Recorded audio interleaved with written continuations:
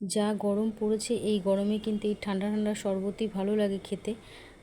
আর আমি এই শরবতটা বানিয়েছি কিন্তু কাঁচা আম দিয়ে। কাঁচা আমগুলোকে পুড়িয়ে নেব, পুড়িয়ে নিয়ে একেবারে ঠান্ডা করে নিয়ে তারপরে আমি ছুলে নেব আমগুলোকে।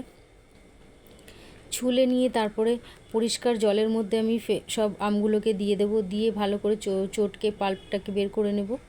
বের করে নেওয়ার পরে একটা কড়াই নিয়েছি, দেখো কড়াইটার মধ্যে আমি ছাঁকনি নিয়েছি, ছাঁকনিটার মধ্যে দিয়ে আমি এটাকে ভালো করে ছেঁকে নেব, যে কালোগুলো আছে ওগুলো বেরিয়ে যাবে। তাহলে একটু ফুটে গেলে তারপরে দিয়ে দেবো চিনি, 1.5 বাটি মতো চিনি দিয়েছি। এর জায়গায় মিশ্রিও ব্যবহার করতে পারো, মিশ্রিটা আরও ঠান্ডা আরও ভালো হয়।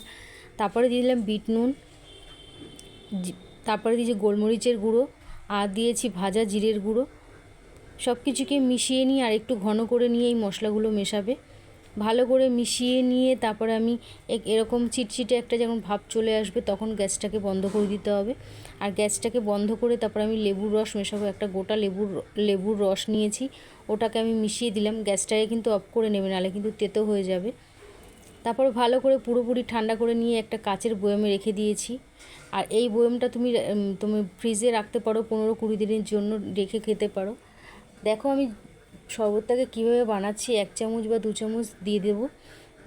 তারপরে দিয়ে দেওয়ার পর একটু সবজা সিড নিয়েছি, ওটা দিয়ে দেবো। তারপর দিয়েছি একটু লেবু, পুদিনা পাতা, তুলসী পাতা, যাই হোক দিয়ে দেবে।